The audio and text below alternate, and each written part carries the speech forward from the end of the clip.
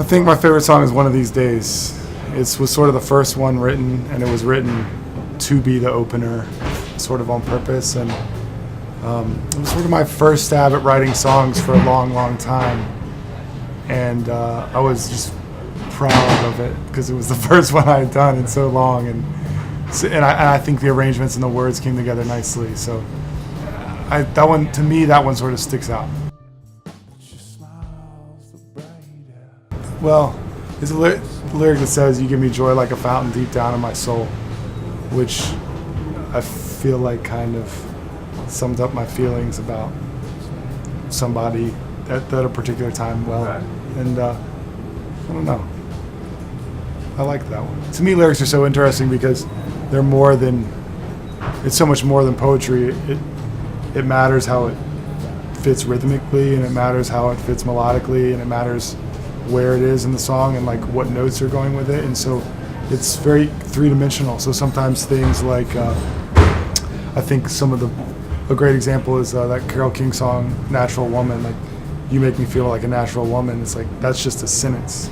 That's a whole incredibly famous hook to a song that has incredible meaning, but all it is "You make me feel like a natural woman." And if you wrote that on a page, you'd look at it and you'd be like, whatever. But because of how that lays in the song rhythmically and melodically and how it's broken up, it's really, really powerful. So to me, sometimes the most mundane or sort of run-of-the-mill phrases, when they're sort of sit nicely in a special place, have a really cool three-dimensional quality. Words are so much more malleable in songs than they are when they're on the page. There's so many things to poke them with. So let's meet the Lord together. Probably writing the horn line on "Gone Away." It's the end of "Gone Away." There's sort of this anthemic horn riff, and sometimes melodies have an interesting way of having a meaning to them, like an emotional meaning. And that's really interesting thing about music is it doesn't have words. It doesn't have anything telling you what it means, but you can play it, and it sort of has this depth to it. And for me, all the meaning of that song, you can't really say it in words. You can kind of say around it and talk around it, but when that horn line comes in, it sort of, for me, it does a better job of telling the final piece of the puzzle than anything I could have ever said. And I was really, really proud of that melody. In Richmond, I think, especially when you're traveling so much, you become very almost protective of your hometown, and it feels so much more like home. Like if you play, I've probably played 400 shows in Richmond, and for a while that's the only place you play. But then when you play around the world and you come back and you're like, I've played 400 shows in this place. This is different than any other place in the world, and because I've chosen to live here, I've chosen to live there. So that's that makes that so unique. I mean, the guitar that I play on stage is unlike a lot of people. I only have one. I mean, it's my only guitar, so that's it.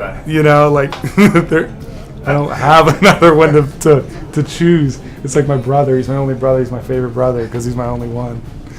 But, I suppose if I had another guitar, that one would be my favorite. But it's called a Godin. It's like a French-Canadian guitar, sort of a strange thing that I've had for a while, and don't have enough money to get a new one, So I've sort of worked out my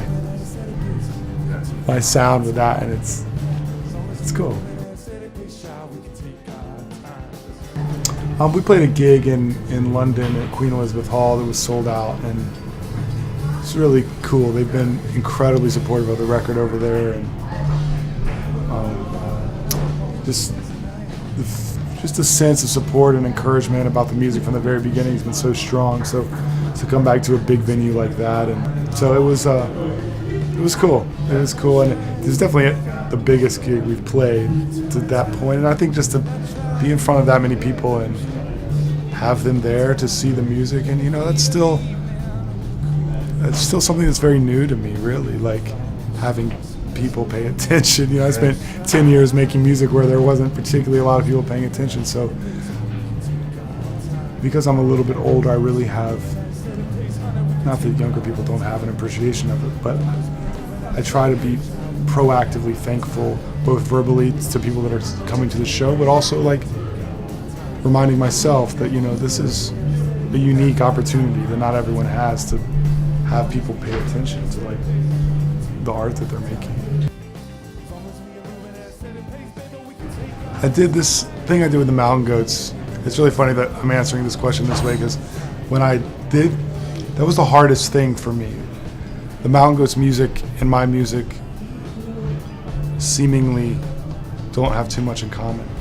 And when John called me and asked me to do the horn arrangements, there was a lot, and he sent me the demos.